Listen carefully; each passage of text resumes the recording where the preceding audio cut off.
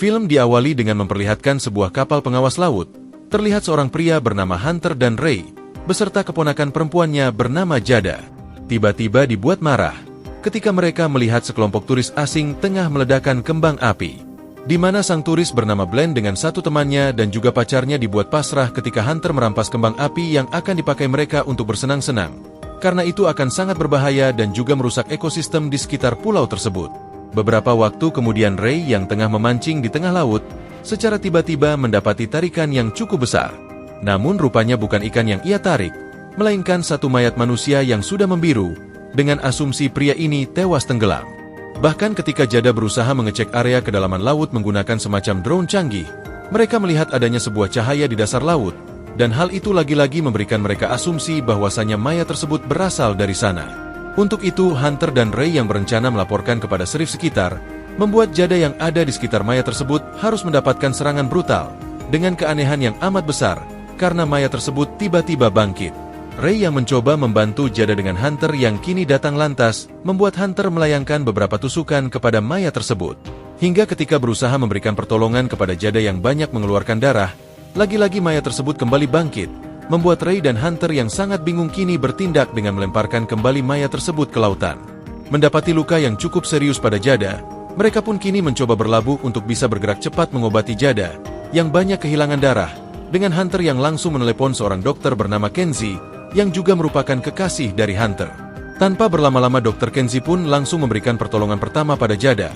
Sementara di saat Ray yang pergi mengantarkan sang keponakan ke rumah sakit, Hunter yang mendapati Serif Akoni tiba. Setelah mendapatkan panggilan dari Hunter sendiri, membuat Hunter berusaha menjelaskan terkait apa yang telah terjadi, di mana Jada mendapatkan serangan dari satu mayat. Meski tidak percaya dengan apa yang Hunter katakan, namun Hunter yang sudah bekerja di lautan selama 30 tahun pun mengklaim tidak pernah mendapati hal ini terjadi. Jadi ia pun mengarahkan Akoni untuk ikut bersamanya saja. Setibanya di lokasi kejadian, Hunter langsung bergerak cepat dengan memeriksa alat selam kecil untuk melihat keadaan di dalam lautan. Hingga yang mereka dapati pun yaitu sebuah bangkai kapal yang karam, dengan kondisi yang begitu rapuh seperti sudah tenggelam berpuluh-puluh tahun lamanya. Namun tiba-tiba alangkah terkejutnya mereka, ketika tengah berdiskusi kini mereka melihat beberapa mayat hidup, terlihat berenang dan berusaha menghampiri kapal mereka dari lokasi tenggelamnya kapal misterius. Sehingga dalam situasi itu, Akoni yang tadinya tidak percaya dengan ucapan Hunter lantas dibuat diam. Bahkan ia pun langsung menghubungi petugas yang berada di bibir pantai untuk mengevakuasi semua orang yang berada di bibir pantai. Dan tidak lama kemudian sirine tanda bahaya pun mulai dinyalakan, dengan disertai surutnya air laut, sebagai suatu tanda-tanda jika akan terjadi sebuah tsunami, karena beberapa jam yang lalu sempat terjadi gempa di area sini. Hunter yang panik pun dengan cepat menghubungi kekasihnya Dr. Kenzie untuk berjaga-jaga. Namun sang dokter juga malah panik sendiri, karena anaknya bernama Sam tengah berada di luar bersama anak Akoni bernama Tani yang sedang menonton acara musik. Dalam sepersekian detik, ombak ini telah menggulung tinggi di hadapan Akoni dan juga Hunter. Kepanikan juga didapati oleh Ray yang sedang menjaga Jada di rumah sakit. Namun yang tidak mereka ketahui, seperti yang dilihat oleh Hunter bahwasanya ombak ini membawa ribuan zombie. Sehingga Hunter yang tidak bisa berbuat banyak berusaha menghindari ombak dengan mengarahkan kapal ke belakang. Beberapa jam setelah terjadinya tsunami yang amat besar, dengan gumpalan zombie yang juga ikut terdampar, air yang sudah kembali surut memang membuat semua tampak tenang. Namun tidak dengan yang satu ini, karena beberapa zombie yang terbawa ombak mulai memadati area pesisir pantai, hingga para relawan yang tidak mengetahui perihal zombie tersebut malah berusaha membantu. Dan alhasil mereka mendapatkan beberapa serangan zombie dengan beberapa gigitan. Sementara Hunter beserta Akoni yang kini terlihat berhasil selamat dari terjangan tsunami, berusaha menghabisi beberapa zombie yang berada di pesisir pantai. Di lokasi rumah sakit, Ray yang sedang menunggu Jada yang masih tidak sadarkan diri, sialnya kini mendapati Jada tiba-tiba tewas. Dan di mana ia pun langsung menunjukkan perubahan menjadi zombie. Lalu paniknya Jada kini mencoba menggigit Ray dengan begitu berambisi. Namun perawat yang kini datang untuk mencoba memberikan pertolongan malah mendapatkan serangan membabi buta dari zombie Jada. Hingga beberapa waktu kemudian, Dr. Kenzie yang tidak mengetahui apa yang terjadi pun sempat bingung nih, ketika mendapati rumah sakit begitu sunyi. Hingga setelah melihat sosok zombie Jada yang tengah menyantap seorang suster, Kenzie yang panik beruntungnya mendapatkan arahan bersembunyi dari Ray, untuk kemudian menjelaskan apa yang telah terjadi. Kembali ke area Hunter dan Akoni yang sudah merasa situasi di sekitar tidak kondusif, berusaha menyelamatkan diri dan langsung memasuki sebuah mobil yang terparkir untuk pergi ke sebuah kantor polisi. Namun, nyatanya di dalam mobil tersebut terdapat Blind dan pacarnya, sehingga mau tidak mau Hunter membawa mereka pergi dari tempat itu. Namun setelah mereka tiba di kantor polisi, mereka yang masih mendapatkan kejaran para zombie berusaha bergerak cepat, dan kegeraman terjadi di area ini, ketika Blind harus mendorong sang kekasih menjadi santapan zombie demi keselamatannya sendiri. Dalam situasi menegangkan karena para zombie mendobrak area pintu masuk, Hunter kini berusaha meminta penjelasan mengenai kejadian Blind yang melakukan hal di luar nalar. Namun Blind sendiri yang memiliki sifat licik, malah merebut senjata milik polisi lain, guna memaksa mereka menyerahkan seluruh senjata yang mereka punya kepada Blind. Bahkan Blind tidak segan-segan menembak Pop, polisi teman dari Akoni, hingga membuat Hunter memberikan Blind pukulan telak. Selang beberapa waktu surutnya gelombang air laut tsunami, Sam, Tani, beserta personil band pengisi acara musik bernama Dak dan juga Ren, kini dibuat panik ketika mereka melihat para zombie berusaha menyerang orang-orang di sekitar. Meski bingung hal ini terjadi karena apa, mereka yang berusaha pergi berlari demi keselamatan diri, harus mendapatkan kepanikan, karena Ren kini mendapatkan serangan. Hal itu membuat Tani harus berpisah dengan Dak dan juga Sam, karena terhalang oleh para zombie. Beberapa waktu menunggu para zombie yang ada di depan kantor polisi pergi, Hunter yang curiga para zombie ini ada sangkut pautnya dengan kapal yang karam, lantas berusaha mencari tahu tentang apa yang terjadi. Begitu pula sifat aneh terjadi yang ditunjukkan oleh Akoni, karena ia melenyapkan sebuah dokumen seakan-akan ia mengetahui sesuatu. Bak tidak ingin kehilangan momentum, Akoni yang berusaha menghubungi bantuan dari polisi lain di tengah signal yang buruk, kini mulai meninggalkan Blind karena sudah membuat mereka kecewa. Selang beberapa waktu melakukan pelarian, Akoni pun kini mendapatkan panggilan dari anak Akoni yaitu Tani, yang berhasil melarikan diri dari kejaran zombie, kemudian mendatangi sebuah kompleks di atas lereng bukit, tepatnya di rumah seorang pria yang bernama Driscoll yang juga Akoni kenal. Namun sedikit catatan saja, setelah beberapa waktu surutnya air laut, Driscoll tampak berusaha membawa satu zombie dengan meninggalkan sejumlah tanda tanya.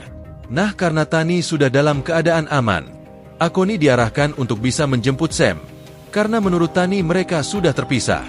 Dalam keadaan bingung, cemas, dan juga panik, Sam dan juga Dak kini memasuki mobil untuk menghindari serangan zombie, membuat Dak yang mempedulikan keselamatan Sam mencoba menaiki mobil untuk mengalihkan fokus zombie agar Sam bisa menyelamatkan diri.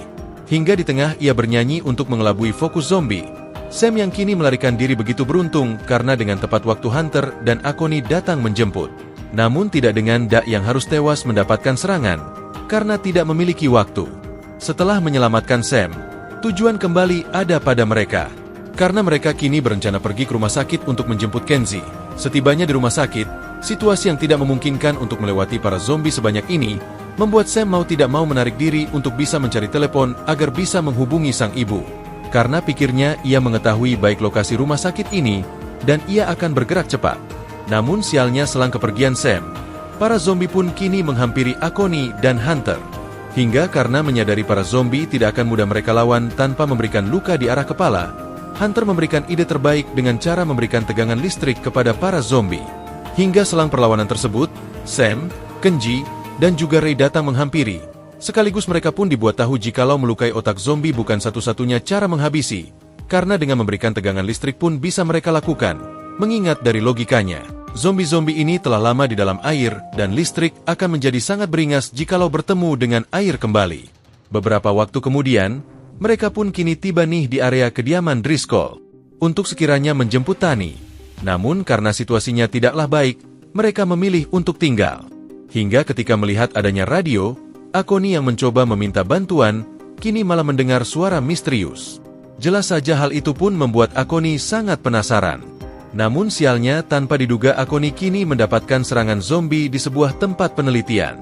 Meski bingung sebenarnya dengan penjelasan dari Driscoll mengenai ia yang mencoba mencari tahu tentang zombie tersebut, namun mereka yang tidak terlalu membahas hal itu lebih dalam dan bersepakat untuk bisa menghabisi semua para zombie yang berada di kota ini.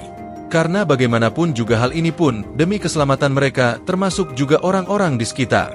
Dan cara perlawanan paling mudah dan masuk akal bagi mereka yaitu mengumpulkan para zombie di genangan air dan mereka akan memberikan tegangan listrik. Terlebih lagi mereka pun harus meledakkan lokasi tempat inti para zombie yang berada di tengah laut. Hingga di tengah kepergian mereka untuk melakukan perlawanan, Akoni yang mulai mengalami lemas akan faktor virus yang sudah merebak di tubuhnya, mulai membeberkan sebuah fakta mengejutkan di balik masalah ini.